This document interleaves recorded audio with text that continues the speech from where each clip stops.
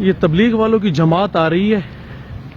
مولانا طارق جمیل صاحب سے درخواست کروں گا کہ جن عہدیداروں کی آپ سفارشیں کر رہے ہیں، قوم سے دعاؤں کی درخواست کر رہے ہیں.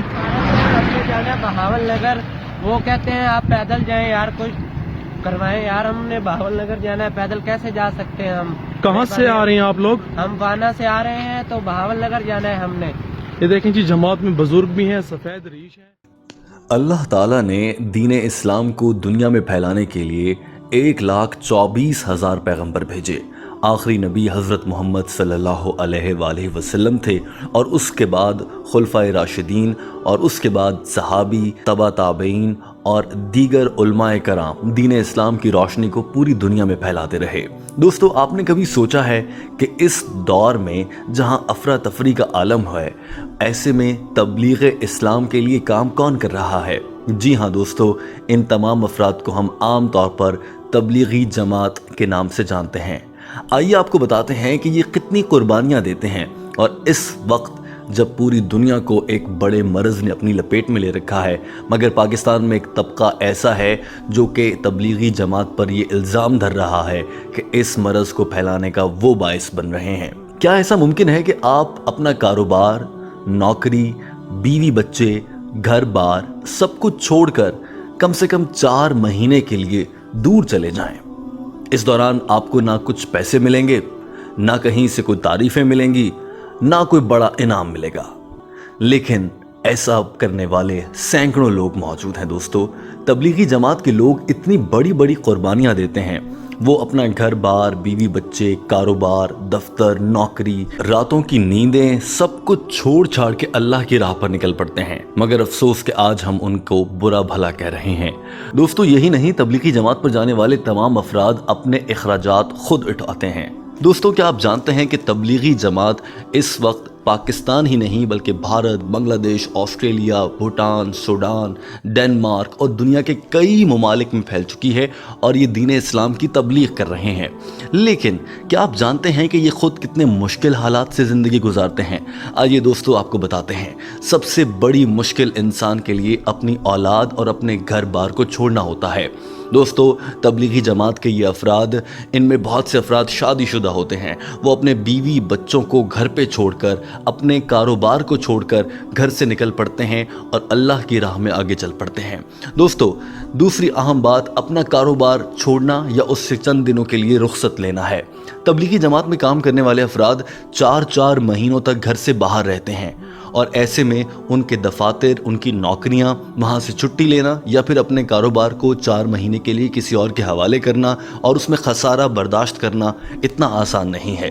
مگر تبلیغی جماعت کے افراد ایسا بھی کر گزرتے ہیں، اور اس سب کے باوجود کہ انہیں مالی نقصان کا اندیشہ ہوتا ہے، لیکن اللہ کی راہ میں وہ اس سے بھی دریغ نہیں کرتے. اس کے علاوہ کیا آپ سوچ سکتے ہیں کہ کوئی ایسا انسان ہو جو گھر کا آسائش، گھر کا سکون، ایئر کنڈیشنڈ کمرے، نرم گدا، ایک اچھا ماحول، گھر پہ ایک پکا پکایا کھانا لا کر دینے والی بیوی، اور یہ ساری آسائشیں چھوڑ کر ایک ایسے سفر پر نکلے جہاں نہ اسے سونے کو کوئی جگہ میسر ہو، نہ کھانے کے لیے اچھا کھانا دستیاب ہو، نہ ایئر کنڈیشنڈ کمرے ہوں، نہ اور کوئی انتظام ہو، نہ ہی اپنے بچوں کا پیار ملے، نہ بیوی کا پیار ملے، نہ بہن بھائیوں کی محبت ملے، لیکن تبلیغی جماعت کے یہ افراد یہ سب کچھ کرتے ہیں.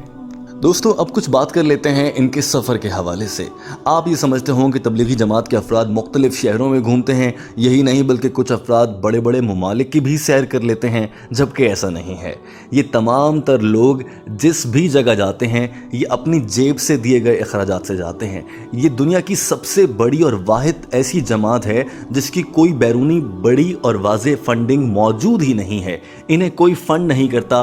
یہ لوگ خود سے آپس میں مل بانٹ کر چلتے ہیں اور اپنا خرچہ خود اٹھاتے ہیں. ایک چھوٹی سی سیاسی جماعت ہو یا پھر کوئی چھوٹا سا فلاحی ادارہ ہو، وہ عام طور پر آپ کو امداد مانگتا نظر آئے گا. لیکن تبلیغی جماعت کے افراد کبھی کہیں پر امداد یا چندہ اکٹھا کرتے نظر نہیں آئیں گے، کیونکہ یہ لوگ اپنی جیب سے خرچ کر کے اللہ کے راستے پر نکلتے ہیں. ایک جانب اپنے کاروبار کو چھوڑنا، اس میں نقصان برداشت کرنا، اور دوسری جانب اسی نقصان کے باوجود مزید پیسے لگا کر اللہ کی راہ پر نکلنے کے لیے بہت بڑا دل چاہیے اور तबलीगी जमात के लोग ऐसा करते हैं। दोस्तों आपसे इल्तमास है कि वीडियो को आखिर तक देखिएगा। दोस्तों तबलीगी जमात के अफराद दूर दराज इलाकों में निकल जाते हैं। बहुत से ऐसे वाक़यात भी हैं कि बाज़ औक़ात पाकिस्तान या दुनिया के उन इलाकों में जाना पड़ता है जहाँ पर दीन इस्लाम तो क्या, लोग इस्लाम का लफ्ज़ सुनकर भी भागते हैं और बाज़ औक़ात इन पर हमला कर देते हैं, इन्हें नुकसान पहुँचाया जाता है। लेकिन इसके बावजूद ये लोग सब्र व तहम्मुल से अल्लाह का पैगाम उन तक पहुँचाने की कोशिश करते हैं।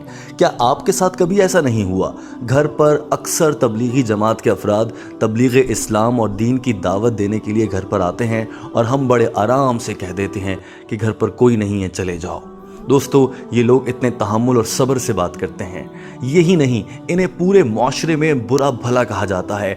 आम तौर पर लोग ये समझते हैं, नाउज़ुबिल्लाह, बहुत से लोग ऐसे हैं जो ये कहते हैं कि हमारा वक्त ज़ाया करने के लिए आ गए हैं और हमारे पास वक्त नहीं है इनकी ये बातें सुनने के लिए। लेकिन इस सब के बावजूद ये लोग तहम्मुल से, प्यार से बात करते हैं।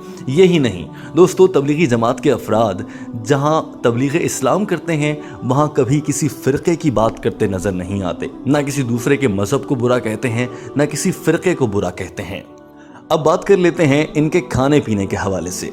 दोस्तों घर पे इंसान को बेगम के हाथ का पका पकाया खाना और शानदार खातिर मदारत के साथ मिलता है, लेकिन जब तबलीगी जमात पर जाने वाले ये अफराद निकलते हैं तो कहीं मैदान में, कहीं किसी मस्जिद के बाहर, कभी किसी और मकाम पर घरों से लाए गए चूल्हे, सिलेंडर, उसमें ये मर्द हजरात मिलकर खुद ही खाना बनाते हैं और वो ज़ायक़े में जैसा बन जाए उसे खा लेते हैं, उसी से पेट भरते हैं। भले उससे सेहत ख़राब हो जाए या उसका जायका अच्छा ना लगे, लेकिन ये लोग अल्लाह का शुक्र अदा करते हुए ऐसा खाना भी खा लेते हैं।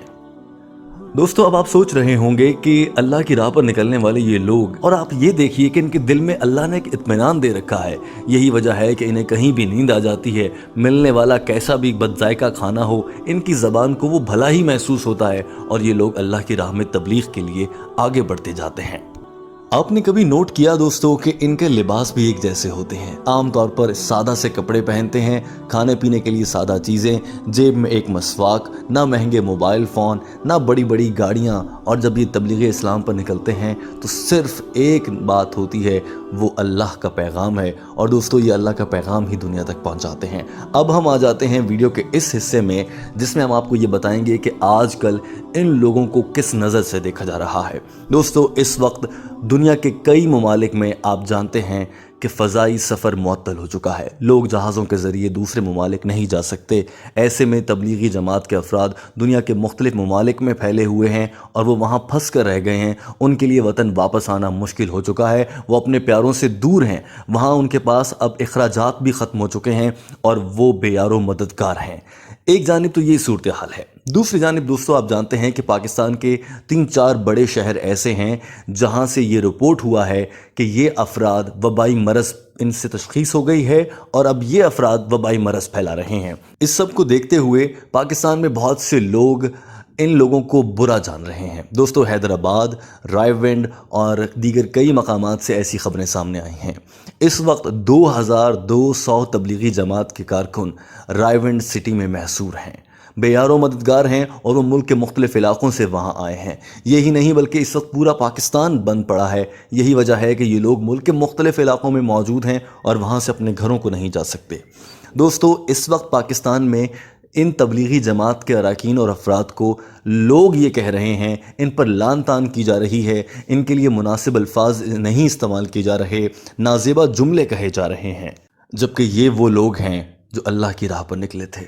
दोस्तों दुआ कीजिए कि इन्हीं की दुआओं से अल्लाह ताला इस पूरी दुनिया से इस बड़ी आफत को टाल दे और दुनिया अमन का गहवारा बन जाए। और इंशाअल्लाह ऐसा होगा अगर आज हम इन अफराद के लिए दुआ करेंगे, क्योंकि ये अल्लाह की राह पर निकले हैं। ये हमारे लिए दुआ करेंगे, ये इस दुनिया की बेहतरी के लिए दुआ करेंगे और अल्लाह इनकी दुआएं ज़्यादा सुनेगा। दोस्तों याद रखिए ये लोग सबसे ज़्यादा बड़ी कुर्बानी देकर दीन इस्लाम के लिए घर से बाहर निकले हैं। हमें इनको सपोर्ट करना होगा, इनके लिए दुआ करनी चाहिए, इनके लिए आवाज़ उठानी चाहिए और अपना पैगाम देना चाहिए कि ये लोग अच्छा काम कर रहे हैं, हम इनके साथ खड़े हैं। मगर अफसोस पाकिस्तान में एक मोमबत्ती माफिया जो कहीं मेरा जिस्म मेरी मर्जी का नारा लगाता है और कहीं यूरोप का एजेंडा पाकिस्तान में लाने की कोशिश करता है, वो आज इन तबलीगी जमात के अरकान को बुरा भला कह रहा है। सोशल मीडिया पर तबसरे जारी हैं, मजाक उड़ाया जा रहा है।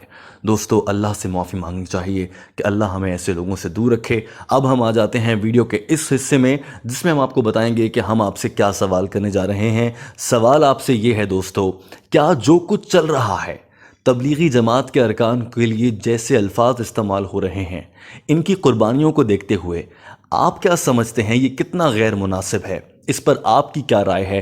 कमेंट करके हमें बताइए, क्या ऐसा होना चाहिए? और दोस्तों, आपसे ये इल्तमास है कि अपने कमेंट में अच्छे और मुनासिब अल्फाज इस्तेमाल कीजिए, क्योंकि अगर आप अच्छे और मुनासिब अल्फाज इस्तेमाल करते हैं वो कमेंट्स सोशल मीडिया पर कई सालों तक मौजूद रहते हैं। इन्हें पढ़ने वाले लोग आपके कमेंट से सीख सकते हैं दोस्तों।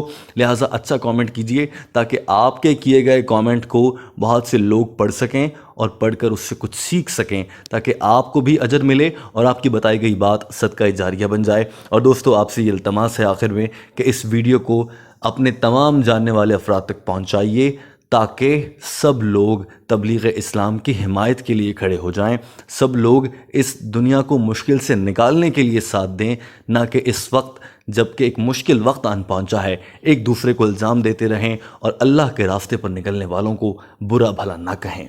दोस्तों, वीडियो देखने का बहुत शुक्रिया। हमारा चैनल सब्सक्राइब कर लीजिए।